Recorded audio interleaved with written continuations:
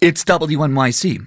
Up next, it's Marketplace. On the show tonight, in the Arizona desert, a town called Buckeye is one of the fastest growing cities in America. But what happens when that fast growing town starts to outgrow its water supply? That's Marketplace coming your way next on WNYC in just a moment at 6:30. We'll have more All Things Considered at 7 p.m. tonight. 61 degrees right now in New York City. It's mostly cloudy. For the rest of tonight, should stay mostly cloudy. Temperatures in the low 50s. For tomorrow, it'll be sunny. We'll see a high around 65. You're listening to WNYC. It's 6:30. WNYC supporters include Bank of America, offering access to resources and digital tools designed to help local to global companies make moves for their businesses. Learn more at bankofamerica.com/banking for business. If you believe democracy requires a free press, your station is WNYC, 93.9 FM and AM 820, NPR News and the New York Conversation.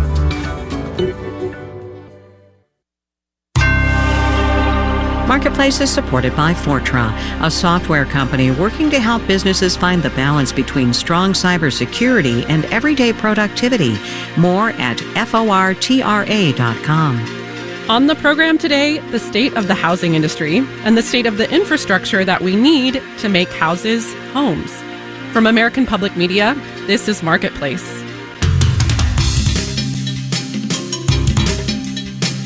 Marketplace is supported by Odoo, focused on providing all-in-one open-source business management software with fully integrated applications for every business need.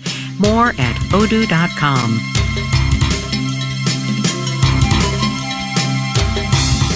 In New York, I'm Kristen Schwab, in for Kai Risdall. It's Wednesday, October 18th. Good to have you with us. If you are in the market for a house, and well, even if you're not, you know it's rough out there. Mortgage rates are the highest they've been since the year 2000 at 7.5%. Meanwhile, would-be sellers, homeowners, they're locked into much lower rates, so they're sitting still. And when homes do go on the market, they're listed high. Of course, one thing that could take some pressure off prices is a little more supply to meet demand. But the news there is kind of meh. We got data from the Commerce Department today that says the number of completed homes rose last month, but the number of builders starting new projects fell. Marketplace's Henry Epp explains what's happening with the housing pipeline. In a lot of parts of the country, the first thing a home builder has to do to build housing is get a permit. And the number of permits issued last month fell over 7% compared to a year ago because the math doesn't really work for builders right now, says Jessica Lautz, Deputy Chief Economist at the National Association of Realtors. It's hard to find a buyer who can afford a new build, but also it's expensive to build a home. Expensive for a few familiar reasons. Construction costs are high, it's hard to find skilled workers, but most of all, the increase in long-term interest rates. Robert Dietz is chief economist at the National Association of Home Builders. Just like home buyers taking out mortgages, home builders take out loans too. As interest rates increase, the cost of financing for acquiring land, developing building lots, and the construction loans for builders, all of those increase. Donnie Wills sees that in Austin, Texas, where he owns River City Construction and Design. He says he used to take out loans to buy land pretty regularly. He'd build a house on spec and then sell it for a profit. These days, not so much. The amount of interest you'd end up paying on that loan, you would never be able to sell that house for a good profit. We would end up probably taking a loss on spec homes. So he's building fewer houses, and that doesn't bode well for a market that is seriously lacking in supply, says Aaron Jodka at the investment firm Colliers. He says ultimately it may take more government support, like zoning changes and grants or loans, to meet demand. That's probably a combination of municipal policy as well as tax relief, state government, etc., coming together to try to solve those problems. It's certainly not easy. Meanwhile, Donnie Wills in Austin says as long as interest rates are high, he can make money another way. I get more calls right now for remodels than I do for custom home. And he says when rates eventually come down to 5 or 6%, builders like him will start investing in new homes again. I'm Henry Epp for Marketplace. On Wall Street, down across the board, with the increasing risk of a bigger conflict in the Middle East. We'll have the details when we do the numbers.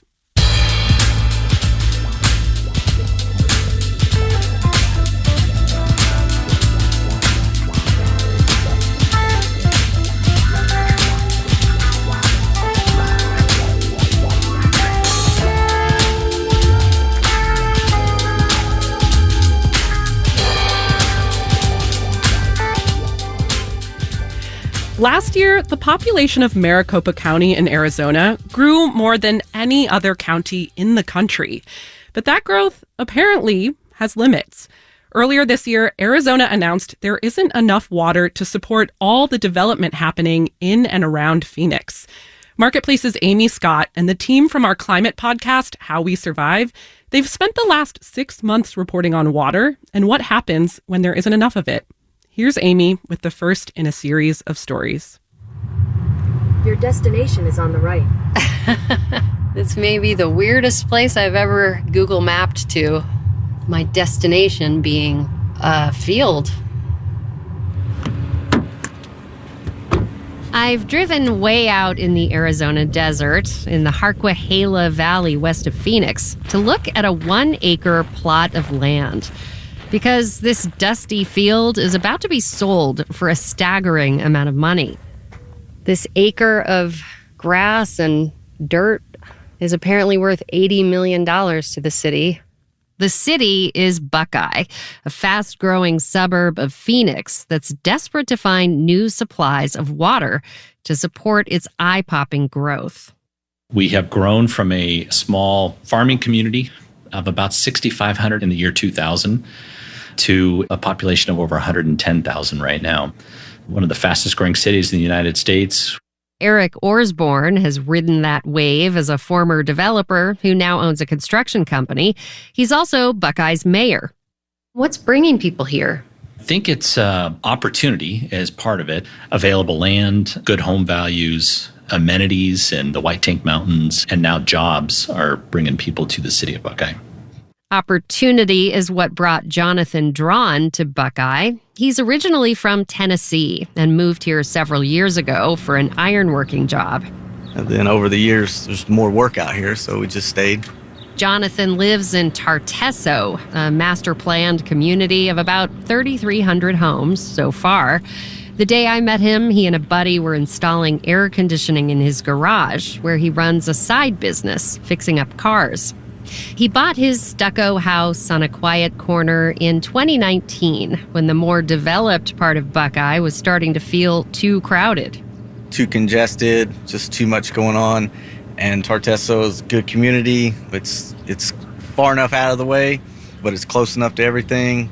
The closest gas station is 15 minutes away from his house. There's no grocery store or shopping. But that's why houses here are also more affordable than closer to Phoenix. Like the rest of the country, this part of Arizona doesn't have enough houses to meet demand. And Jonathan doesn't expect his peaceful neighborhood to stay that way for very long. Once a gas station goes in and once something pops up, then it just kind of explodes into a populace. Everyone wants to be somewhere new, so they sell, they move, they buy, they build. And yeah, it's coming this way. North of where Jonathan lives, builders are scraping the raw desert to make way for a massive new development called Terra Vallis, with plans to eventually add 100,000 homes. The only problem? Growth requires water. Unlike Phoenix or Scottsdale that have access to the Colorado and other rivers, Buckeye depends almost entirely on groundwater. Earlier this year, the state said it would stop issuing new permits for single-family housing developments in Buckeye that rely on groundwater. We've known for decades that we have to acquire water to put into our portfolio to continue the growth moving forward. Again, Buckeye Mayor Eric Osborne. We're not just pumping out groundwater to fuel the growth. It doesn't change anything. We know that we have to bring more water in to replenish what we pull out of the ground. And that's where that $80 million acre of land comes in. The deal, if approved by the state, comes with rights to enough water to supply about 18,000 homes for 100 years. The city is buying the acre from a group of investors, including a hedge fund called Water Asset Management. For years, WAM has been buying up farmland all over the West for the water rights, which it can then sell to thirsty cities like Buckeye for a premium price. I'm seeing a lot of this in Arizona. Wherever investors think they can make money, they will invest their funds. Kathleen Ferris is a water policy expert at Arizona State University.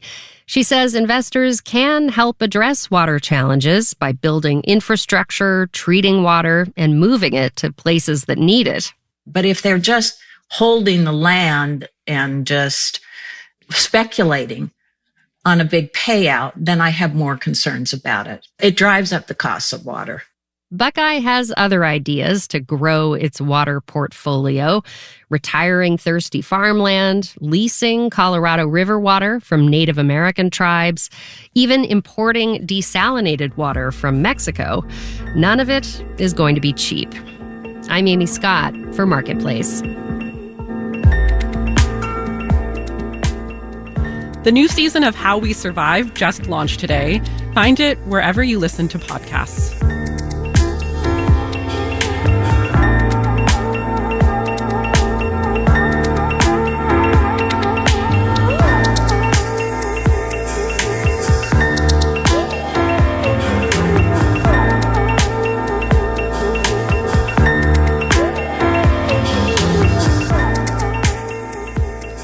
Even if you do have access to all the water in the world, it's kind of useless if you don't have the people you need to get that water to faucets. That's a big worry in the industry right now, as older workers are retiring. So a number of initiatives across the country are trying to recruit people as young as high schoolers to do the jobs. Marketplace's Elizabeth Troval has more. Many of our nation's water workers got into the profession after the Clean Water Act back in the 70s. But 1/3 will be on their way out in the next decade or so, according to the Environmental Protection Agency. They're retiring in large numbers all at the same time. That's George Hawkins with the water utility advisor group Moonshot Missions. He says the labor shortage is playing out for utilities large and small. The big ones, we're in Washington, D.C., but we're competing with Amazon and all the rest. And the small town will say, well, how do we get this kind of talent to come back to our town? And the notion that you actually have to recruit these kinds of jobs is a new one, says Justin Rackley, a Texas water expert with engineering firm Garver. So that pipeline didn't exist at all. It was just word of mouth. There's a lot of familiar last names that are at these utilities. It's just kind of a family business. Nowadays, it's not just about recruiting, but recruiting early. If you're not meeting with high schoolers until after they graduate, you're too late. A new law in Texas allows high schoolers to get provisional licenses for these jobs. They learn how to monitor and treat drinking and wastewater. And in Northwest Ohio, the EPA is footing the bill for a new course called Water Treatment Professions at Owens Community College. Professor Mary Kaczynski will teach the first cohort. I know I've had, a few emails from students who are very interested and very kind of worried about it. I want to make sure I get a spot. And the stakes are high for these training programs. Sarah Schlesinger is with the Texas Water Foundation. We'll experience a lot of water insecurity without a robust water workforce. Especially in states like Texas, where population growth is running up against aging infrastructure. I'm Elizabeth Troval for Marketplace.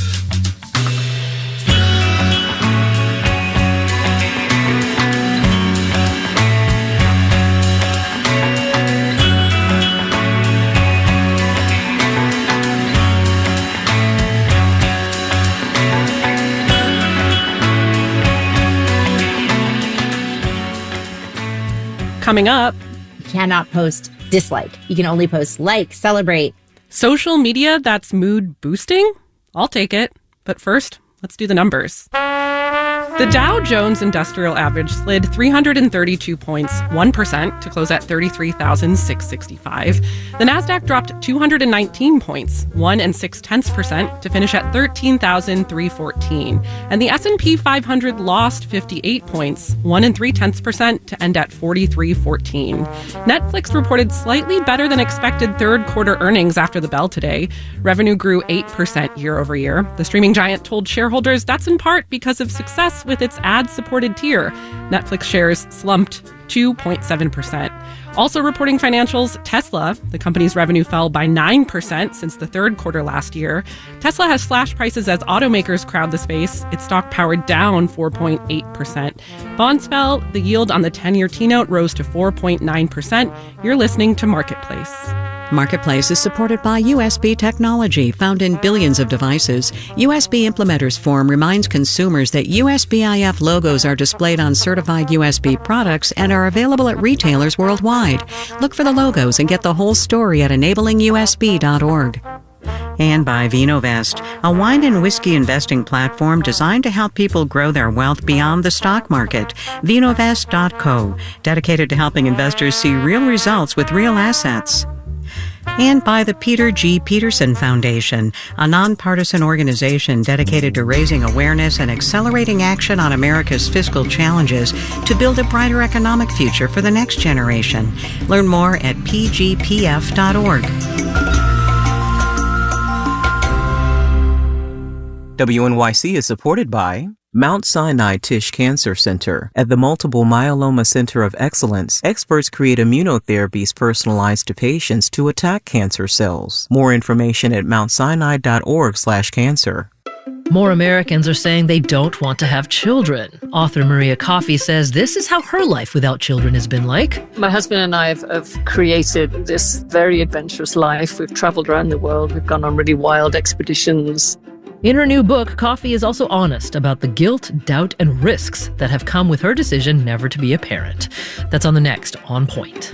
Weeknights at 8 on 93.9 FM, AM 820, or live stream it at wnyc.org.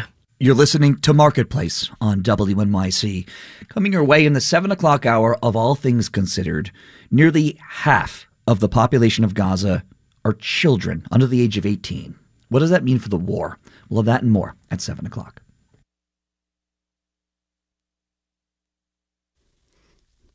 This is Marketplace. I'm Kristen Schwab. Inflation is impacting the cost of pretty much everything these days, including health insurance. A new survey out today from KFF says annual family premiums went up on average 7% this year to about $24,000. Workers do pay for a chunk of that increase, but the bulk of rising costs is actually paid by employers. Marketplace's Stephanie Hughes looks at how companies, especially smaller ones, are making it work.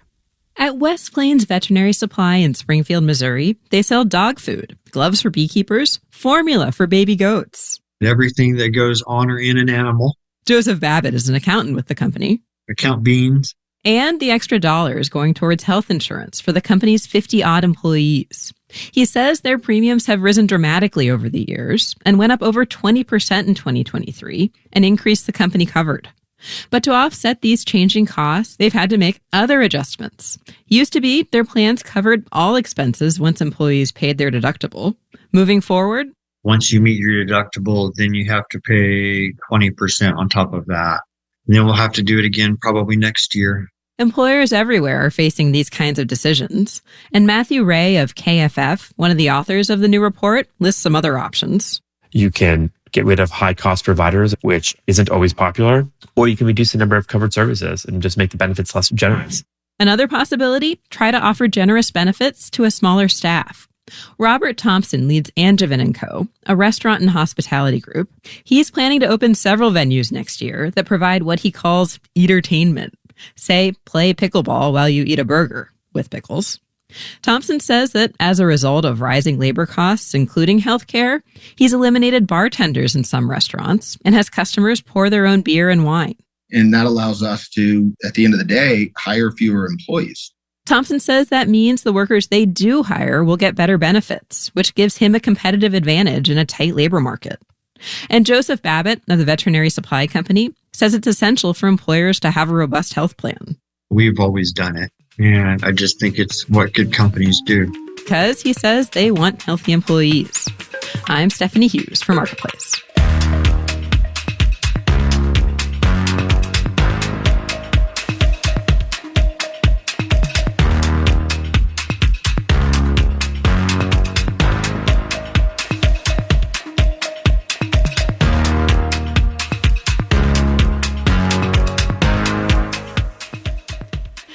The thing about supply chains is just when you think things are getting better, something happens that messes it all up.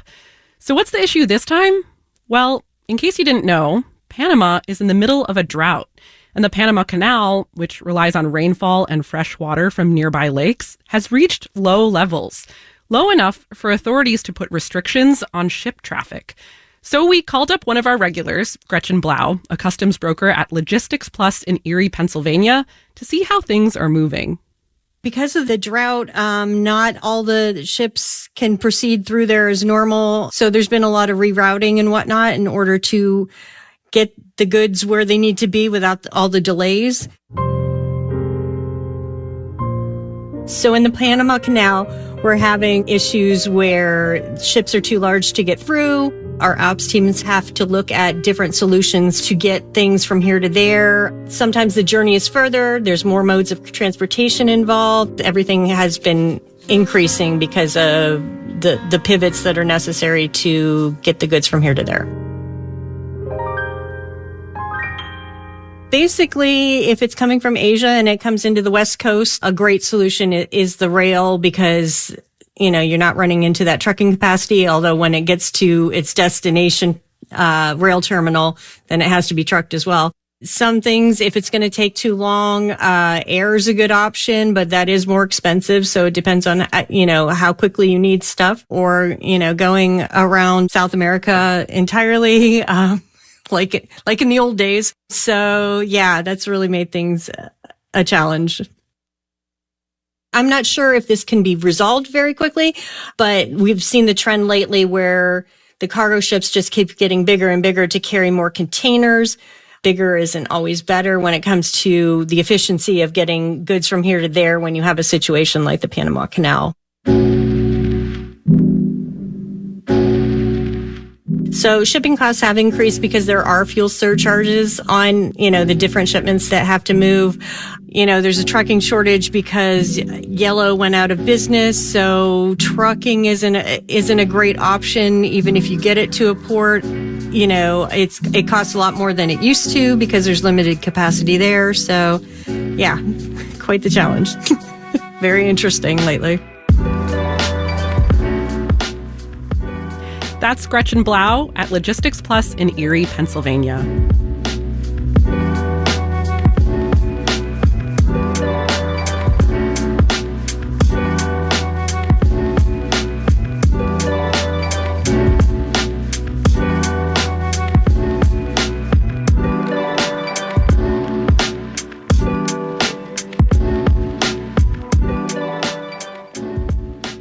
Hey, let me ask you a question. What's your social media platform of choice?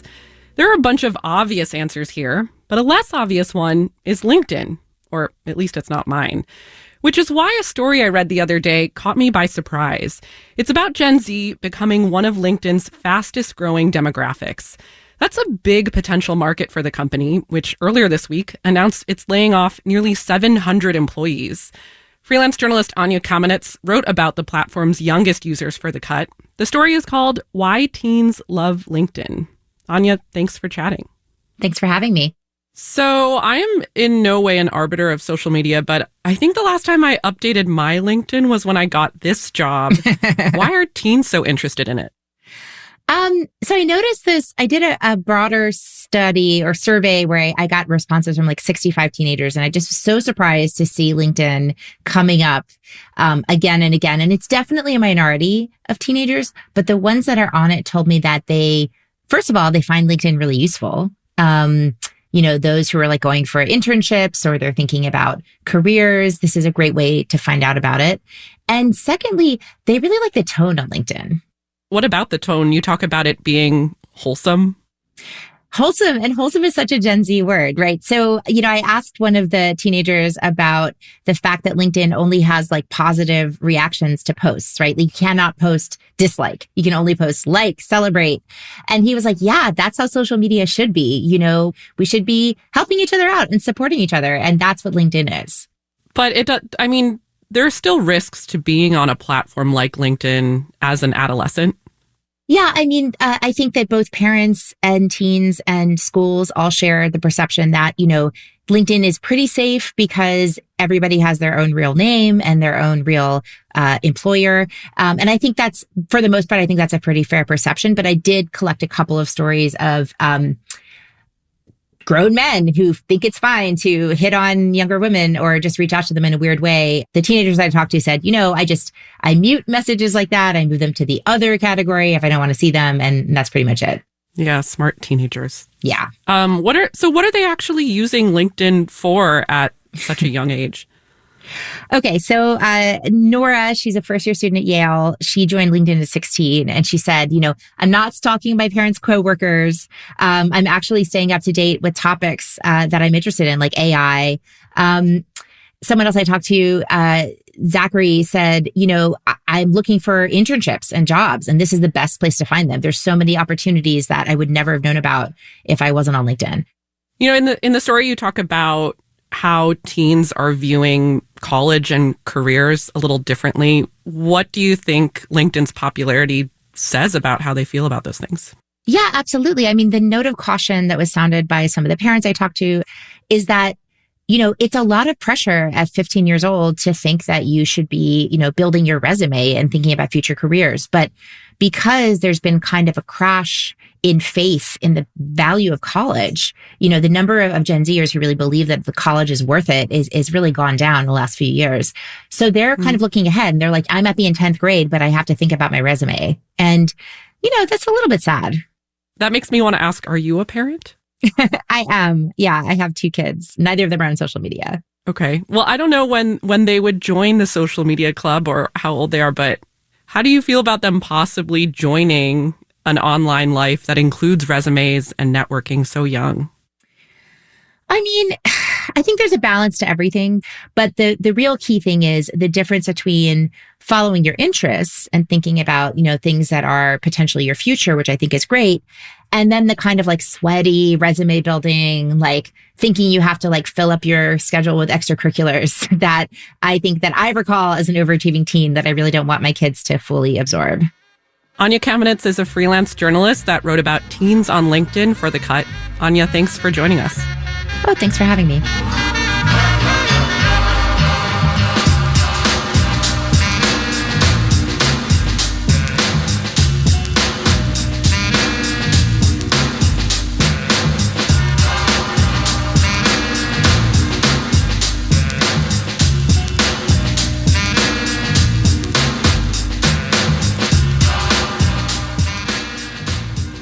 This final note on the way out today, taking one from the Beige Book, that's the Federal Reserve's regular collection of anecdotes from its 12 regional banks across the country.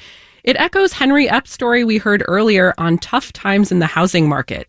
The Federal Reserve Bank of Philadelphia says housing affordability remains extremely low and rents remain high. One slice of the struggle? In New Jersey and Pennsylvania, housing and utility bills dominated requests for aid assistance. Also from the Dallas region, one nonprofit said it received additional housing assistance funding, but was constrained by the limited number of landlords willing to accept housing vouchers.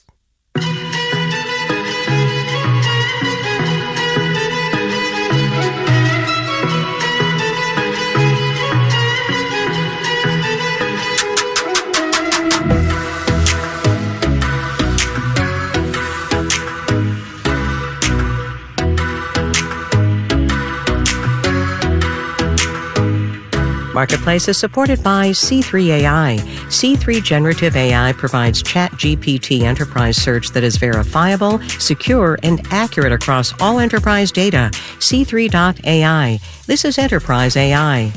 Here's your moment of economic context on the way out today. Another anecdote from the Beige Book. This one comes from the New York Fed and a monument just a handful of miles south from where I stand. Visitors to the Statue of Liberty have surpassed pre-pandemic numbers. It's a possible sign that the U.S. is seeing more international visitors again. Our media production team includes Brian Allison, Jake Cherry, Justin Dueller, Drew Jostad, Gary O'Keefe, Jeff Peters, Charlton Thorpe, Juan Carlos Torrado, and Becca Weinman. I'm Kristen Schwab. We'll be back tomorrow.